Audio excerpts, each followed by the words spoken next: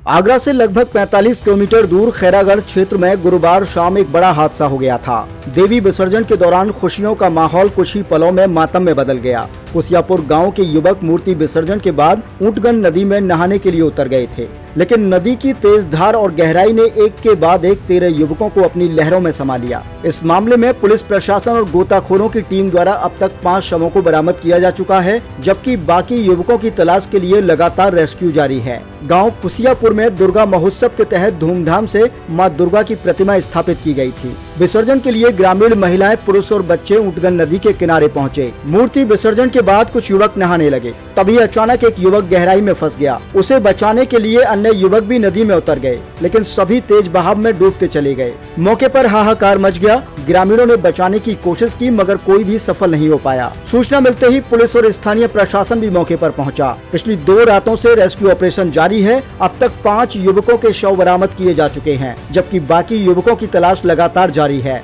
आपको बता दें कि 3 युवकों को गंभीर हालत में आगरा के एसएन मेडिकल कॉलेज में रेफर किया गया था, जहां डॉक्टरों ने उनमें से 3 को मृत घोषित कर दिया। हादसे की खबर से पूरे गांव में मातम छा गया। घर घर से चीख पुकार की आवाजें गूंज उठी। मौके पर जिला अधिकारी अरविंद मलप्पा बंगारी, पुलिस कमिश्नर, अपर पुलिस आयुक्त, डीसीपी, एडीएम एफआर और स्थानीय विधायक पहुंचे। रेस्क्यू ऑपरेशन में एसडीआरएफ और पीएसी सहित इटावा से आई गोताखोर टीमों के साथ अब सेना और पैरामिलिट्री फोर्स ने भी मोर्चा संभाल लिया है। युद्ध स्तर पर तलाशी अभियान चलाया जा रहा है। ग्रामीणों ने प्रशासन के देर से पहुंचने पर नाराजगी जाहिर की। खैरागढ़ बसई नवाब मार्ग पर जाम लगा दिया। जिलाधिकारी और पुलिस अधिकारियों ने मौके पर पहुंचकर ग्रामीणों को शांत कराया और रेस्क्यू में तेजी लाने के निर्देश दिए हैं। फिलहाल ऊंटगन नदी किनारे भारी पुलिस बल तैनात किया गया है। हजारों की संख्या में लोग घटना स्थल पर मौजूद हैं। प्रशासन की टीम राहत बचाव कार्य में जुटी हुई है और लापता युवकों की तलाश जारी है। देवी विसर्जन के इस दुखद हादसे ने पूरे क्षेत्र को शोक और सदमे में डाल दिया है। ये बच्चे मूर्ति लेके विसर्जन करने आए थे, तो एक बच्चे का इधर से पैर फिसल गया और एक के साथ में ऐसे करके मतलब 5 बच्चे थे, 3 तो पकड़ लिए, 2 बच्चे रह गए। फिर 112 पे फोन किया, 2-3 घंटे बाद 112 आई। फिर बाकी बाद में 112 आई, कोई कुछ नहीं, एक स्टीमर ले आए, बस उसी से अपना वो करते रहे। और बाकी अलावा ऐसी कोई प्रशासन से कोई उम्मीद नहीं मिली है कि जैसे कोई जाल डालते। हमारे गांव के हमारे वो आए, गांव के लोग आए, तो उन्होंने जाल वगैरह अपना लगा लूँ, खुद का अपना लेके आए, बहुत मेहनत की, मगर वो कोई ना गोताखोर, अभी तक कोई गोताखोर नहीं आया है। सवेरे एसडीएम साहब, डीएम साहब जो भी है तो आए, मगर अनुशासन देके हम सवेरे 5 बजे आ जाएंगे। 5 बजे से अभी यहाँ बैठे हमारे घर पे बीवी बच्चे जो भी है, माता बहन सब 24 घंटे होने जा रहे, 24 घंटे होने जा रहे, 24 घंटे जा रहे। उधर वो परेशान है, इधर हम यहाँ पे परेशान है। आपके कौन डूबे? मेरा नाती है, भाई का लड़का, भाई का नाती है, भाई का नाती। क्या नाम उसका? नाम क्या? गुलाब सिंह। और उस लड़के के पिताजी का नाम है राम नरेश। लड़के का नाम कितनी उम्र होगी उसकी? 14 साल। देखिए, बहुत ही दुखद और दर्दनाक घटना है। अभी कुल 13 लोगों की डूबने की यहाँ घटना हुई थी, जिसमें से 5 लोग की डेड बॉडी और 1 जीवित की स्थिति में 6 की रिकवरी हुई है। 7 लोगों की डेड बॉडी को रिकवर करने के लिए, उसको ढूंढने के लिए एनडीआरएफ की टीम, हमारी अभी पैरा कमांडो मिलिट्री के वो भी टीम, दोनों टीमें लगातार सक्रिय हैं। हम लोग उम्मीद कर रहे हैं कि शीघ्र ही वो 6 से 7 डेड बॉडी रिकवर हो जाए, ऐसा प्रयास है। और सारे प्रयास प्रशासनिक,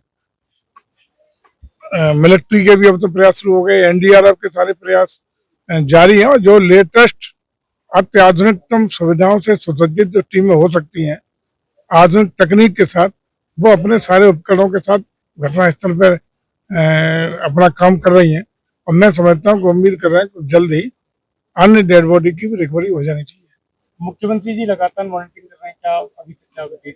ठीक है, अभी भी उन्होंने आपके सामने अभी फोन आया वहीं से, लगातार वो इस घटना को लेकर चिंतित भी है और पूरी मॉनिटरिंग समय बार बार यही डेड बॉडी कितनी रिकवरी, क्या सारा स्टेटस ले रहे हैं। निश्चित रूप से दुखद घटना है, मुख्यमंत्री जी भी दुखी है और सभी लोग इसी प्रयास में है कि शीघ्रता से सबसे पहली प्राथमिकता है कि शेष डेड बॉडी रिकवर हो सके। और बेहतर दुखद घटना के लिए सभी लोग चिंतित हैं और गंभीरता से दुखी है। देखिए, मामला ये है कि कल मूर्तियों का विसर्जन हो रहा था। खुशियापुर गांव के लोग भी अपने यहाँ की मूर्ति लाए थे विसर्जन के लिए। इसके लिए एक नेचुरल बॉडी से हटा करके एक जो आर्टिफिशियल तालाब बनाया गया था। चूंकि एनजीटी के आदेश है कि नेचुरल बॉडी में उसका डिस्पोजल नहीं होगा, तो एक कृत्रिम तालाब बनाया गया था, जिसमें जो हमारे बगल में चेयरमैन खड़े हैं, उन्होंने उसकी पूरी तैयारी कराई थी, बैरिकेडिंग भी कराई थी। जो लोग गांव खुशियापुर से आए थे उनसे कहा गया था कि आप अपनी प्रतिमा का यहीं विसर्जन कर लीजिए, तो उन्होंने कहा कि हम यहाँ नहीं करेंगे, फिर हम कैलापुर ले जाएंगे। और वहां से फिर वो कैलापुर के लिए चल दिए थे।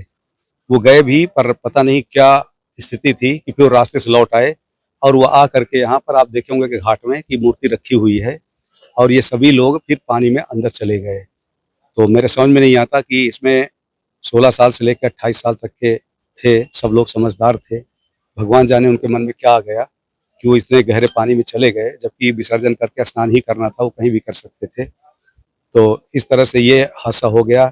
जो गांव के लोगों द्वारा बताया गया कि लगभग इसमें 13 लोग थे, जिसमें 4 लोगों का तो तलाश किया गया है, 3 के शव बरामद हुए हैं।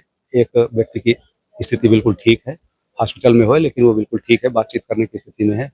बाकी का कल से सभी टीमें लगी हुई हैं, एसडीआरएफ लगी है, पीएससी की फ्लड बटालियन लगी है, आज अभी एनडीआरएफ भी आ गई है। तो ये रेस्क्यू ऑपरेशन जारी है। हम उम्मीद करते हैं कि जल्दी हमें सफलता मिलेगी।